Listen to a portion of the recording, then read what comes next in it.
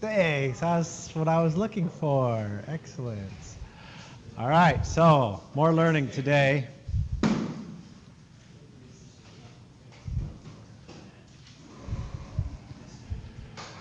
We've been talking about confounding, right? So the idea here in this section of the notes is that a full factorial is way too many runs, so we need to run fewer than that. And so we're only going to run a fraction of the full factorial. So that's why they're called fractional factorial designs. So back here, I guess we should go back. And we had this idea that we're going to take 4 factors, and instead of running 16 runs, we're going to run it in 8 runs. So our procedure, as we'll do over and over again, is, well, you take the number of runs you have, in this case 8, write what's called the base design, which is a full factorial in 8 runs. Okay, that's 3 factors, right? So here it is. Everyone agree that this is a full factorial corresponding to 8 runs. And then the next step is, well, that covers 3 factors. How many more do I want to study? In this case, we said 4. So we have 1 more factor that we need to squeeze into these 8 runs. And to do that, we are going to assign one of these columns to x4. And we said we're going to assign this column to x4, which means these high and low values are going to be the settings of whatever this variable x4 is. This is a factor. And then all those taken together become the experimental settings, or the design table for our experiment. Then the next thing we did was say, well, now it seems weird. Instead of 16 runs, we only have 8 runs. What's the price we pay? And we talked about confounding. We knew that this column for x4 is exactly the same as the column of -1s and plus for the 1, 2, 3 interaction. And then we looked at other ones as well. So we expanded that to the full calculation table. And what we just said was this, we purposely confounded with this. And so we would say x4 is confounded with the 1, 2, 3 interaction. And then we looked at a whole bunch of other confoundings, and we said the 1, 4 interaction is confounded with the 2, 3 interaction. By inspection, noting that this column of 1s and -1s was the same as that. And so when we thought about calculating an effect at the bottom of that column, it's going to be the same number for the 1, 4 interaction and the 2, 3 interaction. So because of that, did we say that the 1, 4 interaction is the same as the 2, 3 interaction? No. What we said was that whatever number we calculate at the bottom of this 1, 4 interaction, it is the combined effect of both these guys. So if this number is 10, it means the 1, 4 interaction plus the 2, 3 interaction are combining to give some effect of 10, and we can't separate it from our experiment. We can't separate these 2 things without doing some more runs. And then we also noted by inspection, those 2 things were confounded, those 2 things were confounded, and the mean column was confounded with the 1, 2, 3, 4 interaction. So if we think about it, we had 16 runs in a full factorial. We did 8 runs. So we did half of it, and so the confounding was in pairs.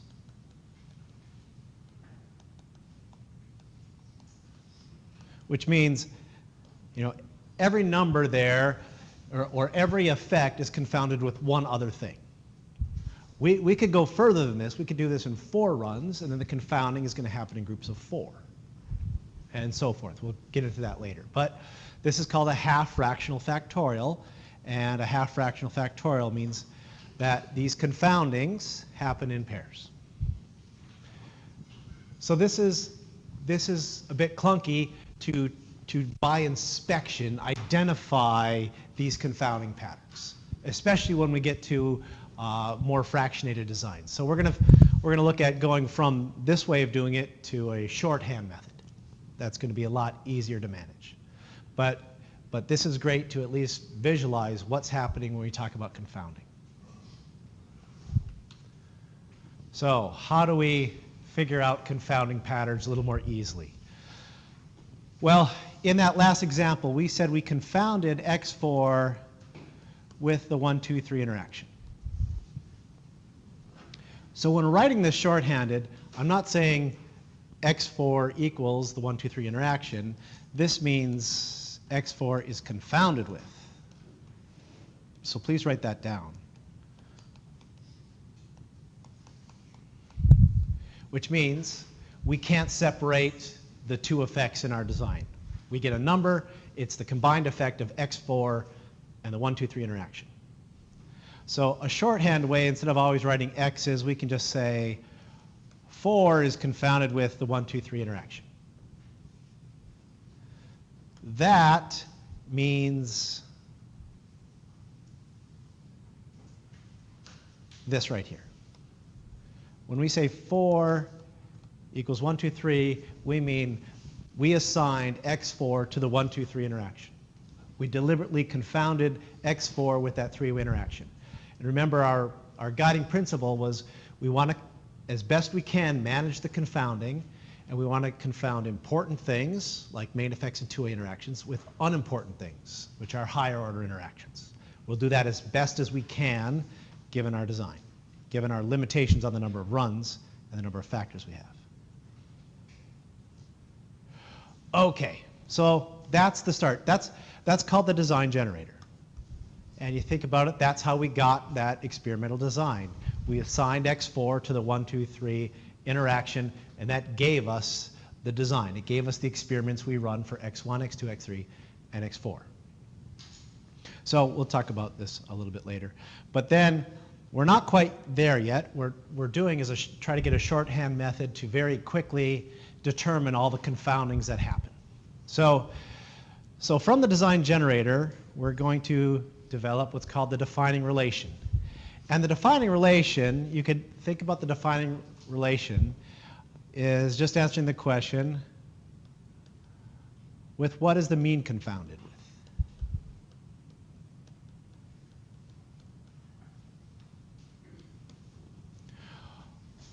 The mean, that mean column here, is just a column of ones. So in vector and matrix talk, we'll call that the identity column, right? Column of ones. So we're wondering, with what is that mean column confounded with?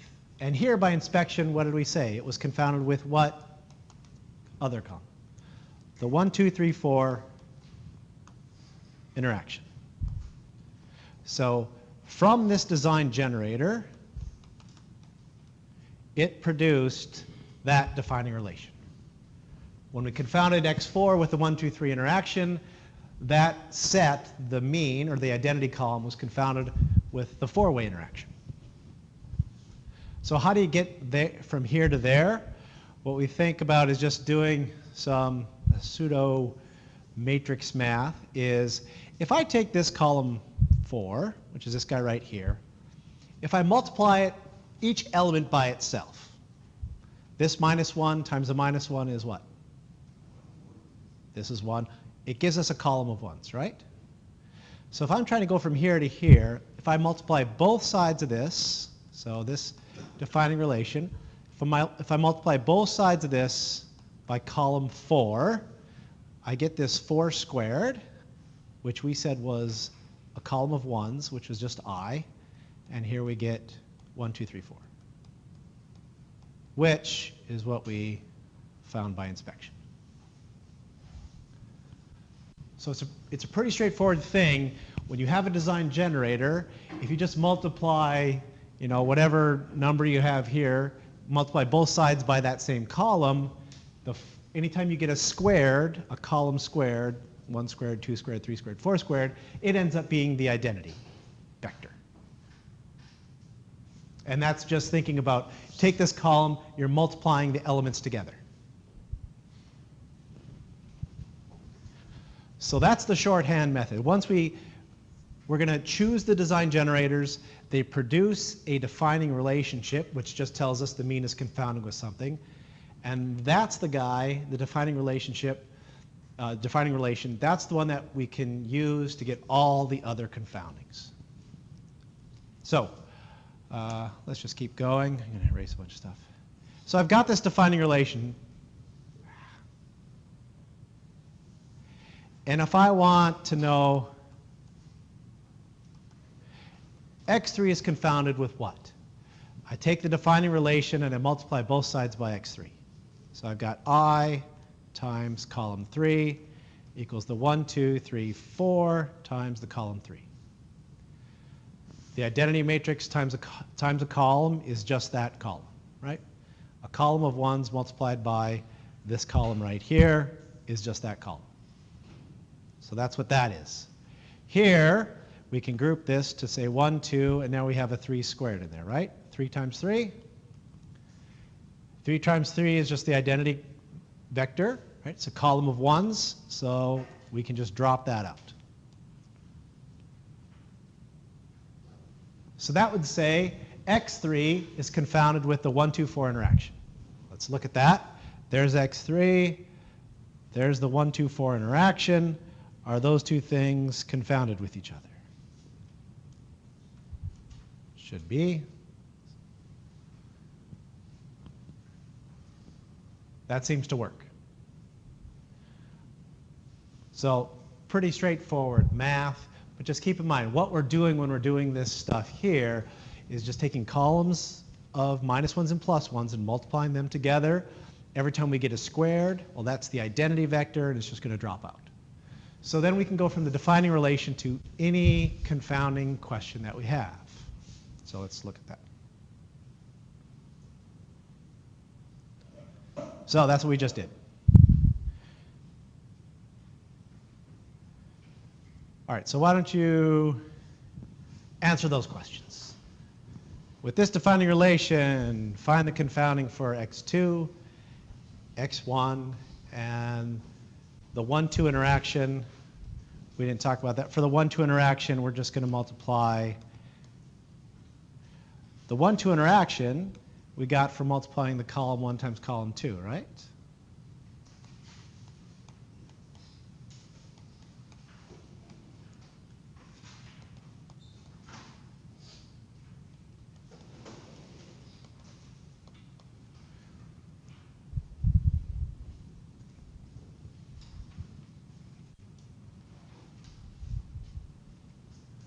So since I did that one, why don't you guys do this one? What's the x2, x3 two-way interaction confounded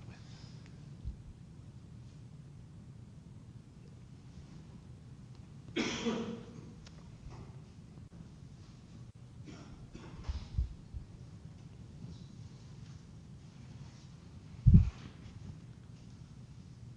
Oh, before I forget, if you received an email from Dr. O'Malley about ABET's on campus on Monday and needs to meet with students, please make that meeting. It's probably the most important thing we've had going in the department since we started. So I think it's at 10 o'clock on Monday, right? Probably ME students got this. So please make every effort to be there. It's really important that they meet with you guys.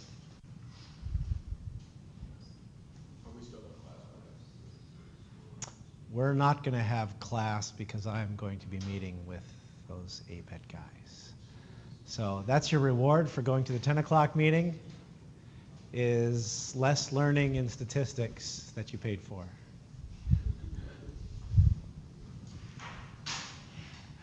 Sad thing is, you guys are all happy about that. Okay, what's x2 confounded with? The 1, 3, 4 interaction, good. You multiply both things by 2, the 2 squared drops out. The 2, 3 interaction is confounded with 1, 4, good. Anyone have questions about that? Again, math is pretty easy, but this is a very nice shorthand way of doing it. And when we get into this, you'll notice a mini tab. does the exact same thing. So it says what it has. Here's the defining relation. Here are the design generators. Here's your confounding pattern. I think it may call it an alias structure. An alias, sort of 2, 3, and 1, 4. Can't tell the difference. So it may call it an alias pattern, alias structure. I don't recall exactly what wording they use, but that's what they mean. All right, everyone okay with that? That was a half fractional factorial. We can go further. We can squeeze more factors into fewer runs. So we call the half fractional factorial, we write it like this. So in this example, we had k equals 4 factors, and we did it in 8 runs. So if we write this, 2 to the 4 minus 1 is 2 to the 3rd, which is 8 runs. Right? So that's where this sort of notation comes to. And so that's the minus 1 means it's a half fraction.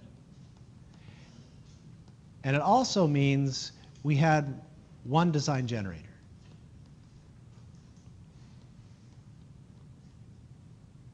Right? We did 4 equals 1, 2, 3, or x4 equals the 1, 2, 3 interaction. Now what if we wanted to do fewer runs than that? We could do a quarter fraction, which means we do 1/4 of the runs that we would normally do for a full factorial. And so that's 2 to the k minus 2. And you can go further and further. You can have an 8th fraction, a 16th fraction, and so forth. So let's say, I want to make sure I get all this. So let's say we had 5 factors. So for example, that makes sense. Say we have 5 factors. A full factorial is 32 runs. If we run half of them, we have 2 to the 5 minus 1. That would be 16 runs. 2 to the 5 minus 2 is 8 runs. And 2 to the 5 minus 3 is 4 runs.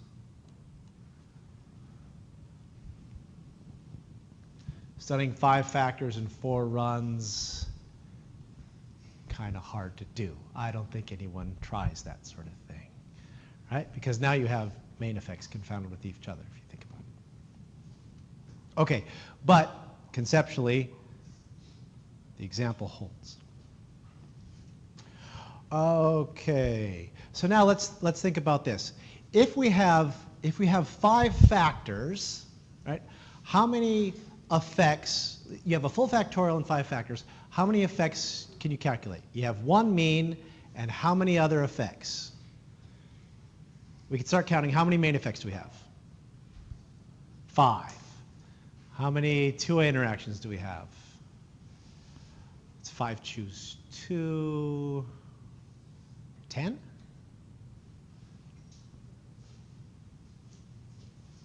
Five factorial divided by 3 factorial, 2 factorial. Okay, 5 choose 3, 5 choose 4, 5 choose 5. We're going to have, someone probably knows the answer already. If we have 32 runs, we have one mean and how many effects? If we have 32 runs, we can calculate 32 things. And in a full factorial, we use up all those things, right? So we have one mean and 31 effects. Good. So we calculate in 32 runs, 32 things. So if we run half those, if we run half the number of runs, we still have, with 5 factors, we still have 31 effects and a mean, right? So we still have the 32 things, but we only have 16 equations. We only can calculate 16 numbers. So therefore, those 32 things have got to fit into 16 numbers that we calculate. And that's what we just talked about, so the confounding happens in pairs. So when we do this, again, we have 32 possible effects and means, and we squeeze them into 8 runs. So each number that we calculate is going to be a confounding of 4 effects together. If we go further, each one of these, if we do it in front of it's 8 effects confounded together. So when we calculate a number off this sort of crazy design, it's going to be the confounding of whatever it is at that column plus 7 other things. Yeah? How do you know when it's too small? Ah, good. How do you know it's too small? We'll have some rules of thumb, and we're going to introduce another concept called resolution that's going to summarize, how much confounding do you have, and then we'll use some general rules of thumb of what resolution of a design we use. So in this one, 5 factors, if I'm going to study 5 things, I at least have to change each one of those things, right? And in 4 runs, I can't change all 5 of those independently, so I'm going to have main effects confounded with each other. But we'll show a way where you can actually calculate that out. Okay, just want to get that idea of, as we do fewer and fewer runs, the confounding expands. And that's going to be the tension that we have, is we're trying to reduce the number of runs, but as we shrink the number of runs, the confounding gets messier and messier and harder to manage. Okay.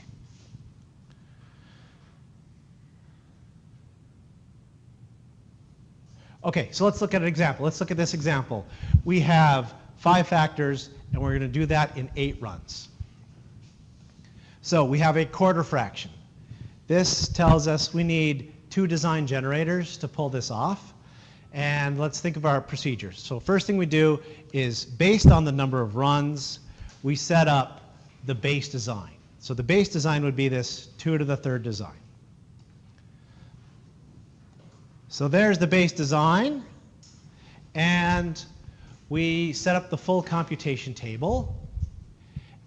And then we say, all right, that covers 3 factors. We still have x4 and x5, and we need to assign them to columns. And so here we've shown 4 is assigned to the 1, 2 interaction, and 5 is assigned to the 1, 3 interaction. Does that seem like a good design?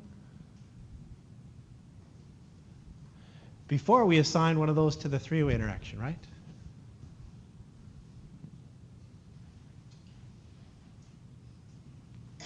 Here we didn't. All right. So we'll leave that answer till later, and if I talk long enough, that can be our Friday cliffhanger. Yeah, I know it's kind of mean, but all right. So let's figure this out. So we have two design generators.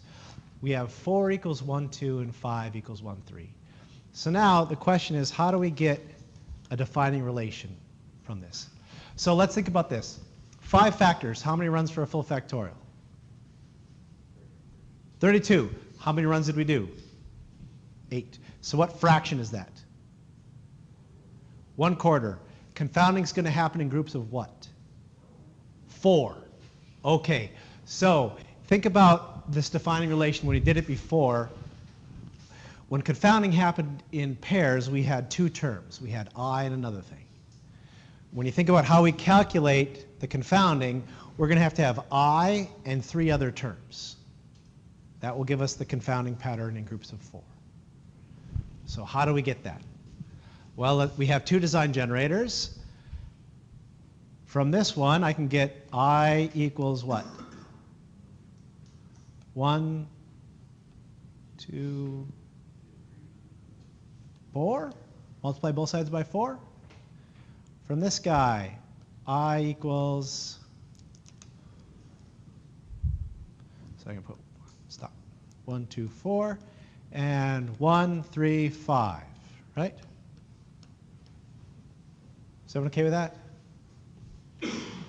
So now, if I say things, well, what's x2 confounded with? We'll say 2 is confounded with 1, 4, and the 1, 2, 3, 5, but we're missing a term here, right?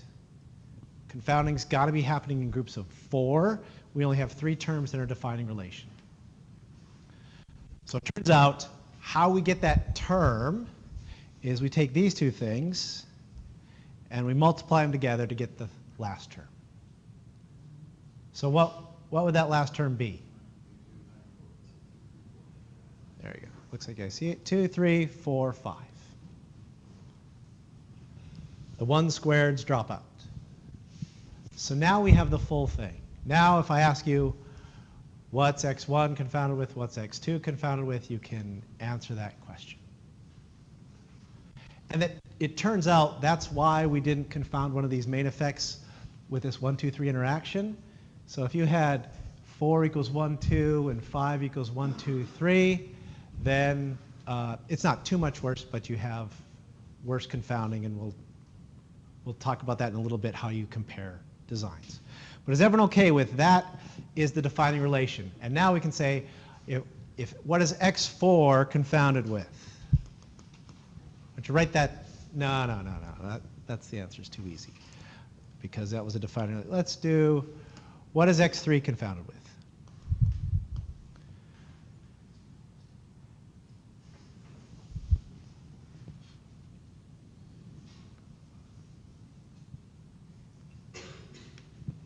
I'm not sure if I asked that question on the notes or not.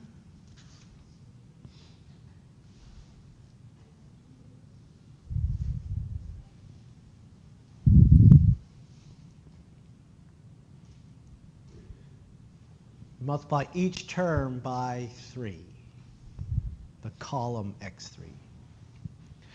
I times 3 is what? 3. 1, 2, 4 times 3. 2, 3. Everyone okay with that? 1, 3, 5 times 3. 1, 5. The 3 squared drops out. 2, 3, 4 times, or 2, 4, 5. So here we have, a main effect is confounded with a two-way interaction. That's not so great. Those two, both those things could be important. So the cost of running so few runs is we've got messier confounding, and our confounding pattern shows that. Okay. So those were the design generators that we did. We got the defining relations from them, and then we multiplied those two together to get the last ones. So think through. Does that make sense? X1, this is in your notes. Just make sure you can see how to get these. Main effects.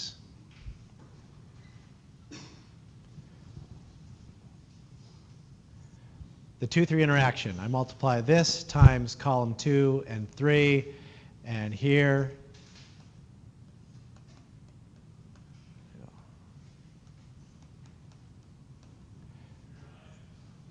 Can you get there from here? So this, we're going to have a 2 squared. That drops out, so we have 1, 3, and 4 left. Here we have 2 and 3. The 3 squared drops out. We're going to have 1, 2, and 5. Here the 2's drop out, and the 3's drop out to give 4, 5. All right, so everyone's got that. So we can do 3-way interactions and 4-way actions and so forth, but what is often reported is just the abbreviated confounding table, which is very often it'll say, what are the main effects and the 2-way interactions? What are they confounded with? All the higher order stuff we say is probably just noise anyway, so we don't necessarily need to report that. And in Minitab, that's an option. It can give you all the confoundings, which is generally what I usually do, or you can just give you the ones you're probably interested in, which is what are the main effects confounded with, what are the 2-way interactions confounded with. Any questions on these? Okay.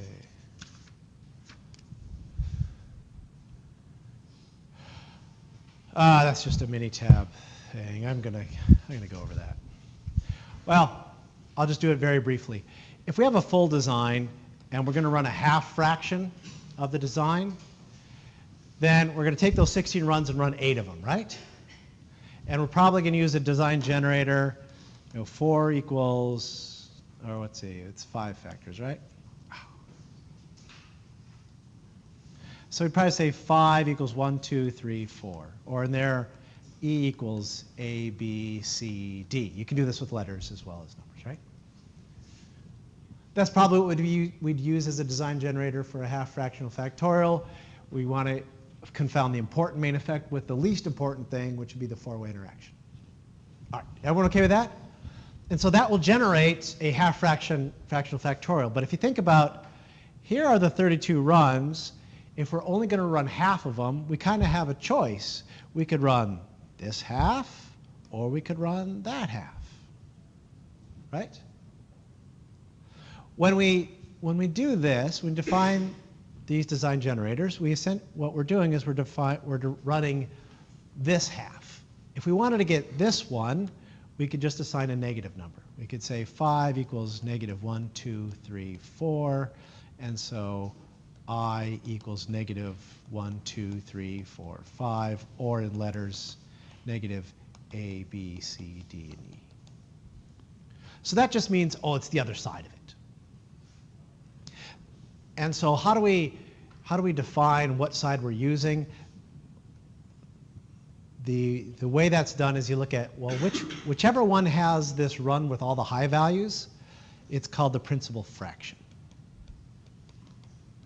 And I only bring that up because that is something you'll see in Minitab. Use principal fraction, yes or no, and we'll just say yes. It's fine for this class, but if you think about it, in your experiment, it might be really, for some reason, it could be really hard to run all the factors at their high level. It could be very expensive, and so it might make sense to run the non-principal fraction. And the confounding is not exactly the same, but it's equivalent. You have the same resolution of your design. Your design is just as good. You get to choose this. But in this class, we're going to call this a detail, and we're going to always choose a principal fraction unless I specify some design generator with a negative sign in it. All right, that's what that is. Okay, so now if you think about all these situations that we can come across, a certain number of factors, a certain number of runs, and we don't really have to pick these design generators from scratch each time and work through the confounding pattern.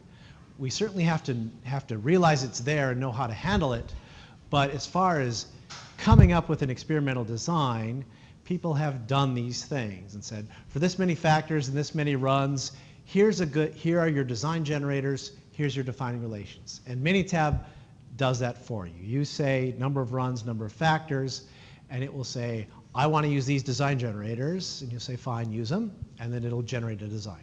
But you always have the choice for a situation to switch that up, and sometimes you need to. All right, so for example, if we wanted to do something like this, if we said we have 7 factors and 8 runs, that's a very, very highly saturated design. So how do we do that? Here's one way of doing it. You can just look up a design. So 8 runs, you can calculate 8 things.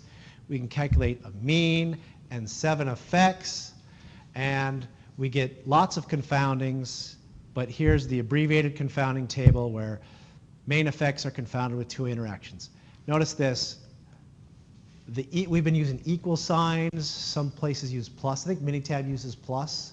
Some books use plus. But it's just saying this is confounded with this and this and this. So don't get hung up on whether it's equals or plus. Yeah, Chris. Yeah.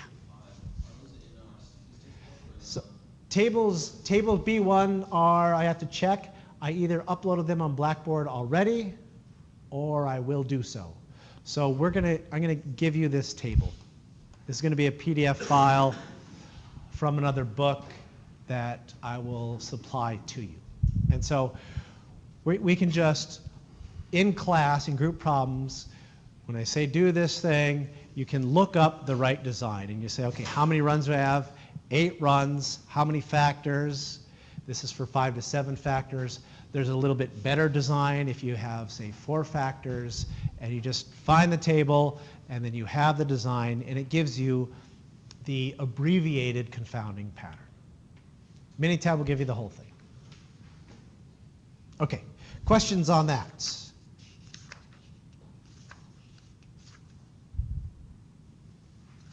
All right. This is the same 8 run if we only have 4 factors.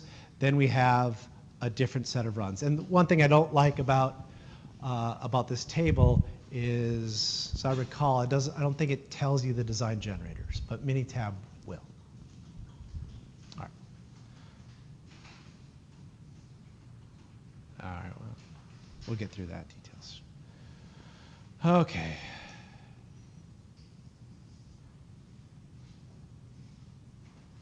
Yeah, those are details. We've already talked about the idea of we want to try to confound important things with unimportant things.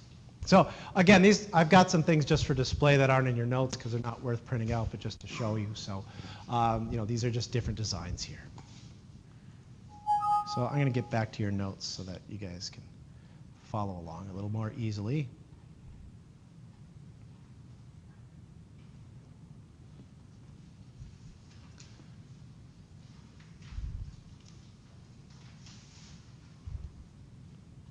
Okay, so this is what I was just showing you. We went a little bit farther than this, but this was that 7 factors in 8 runs, and it was for 5 to 7 factors, and this was the confounding.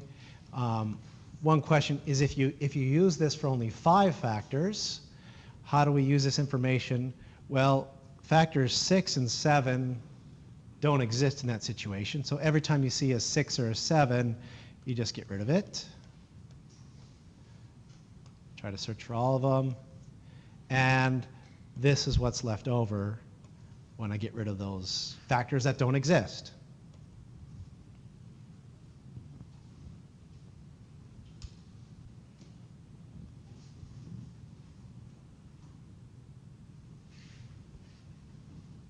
Does that part make sense? That's just using this table. It's sort of just how this appendix is presented.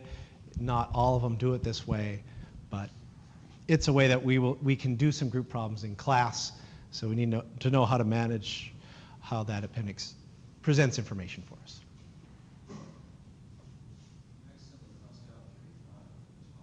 Did I? I did. Thank you. That should be there. And so here, these are just saying 2, 3 is confounded with 4, 5, and 2, 5 is confounded with 3, 4. So that gives us all the main effects in the two-way interactions that are confounded with each other. Okay.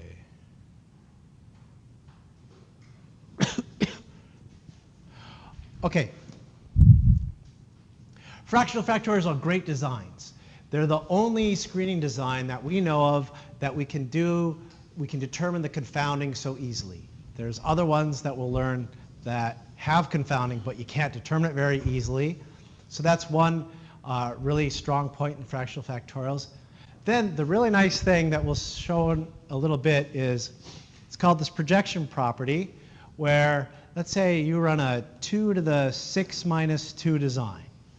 How many factors in that design? 6. How many runs? 16. So you run it, so confounding happens in groups of 4? 8. Is it a half fractional or a quarter fractional or an eighth fractional factorial design?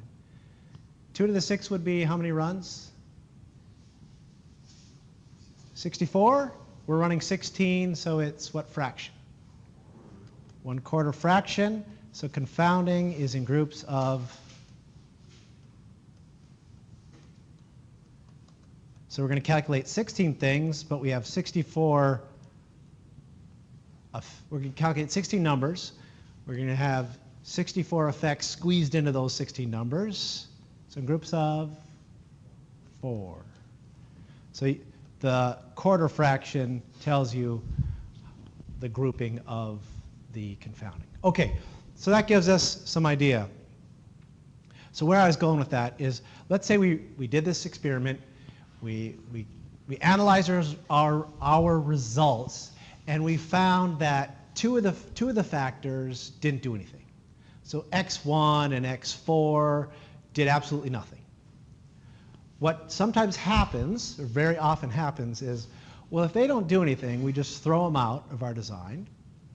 And so we've just thrown out 2 factors that we have tested and found were doing nothing. And we went from 6 factors down to how many? 4. And we have 16 runs. If it works out, it can look like a full factorial in those 4 runs. Does that make sense?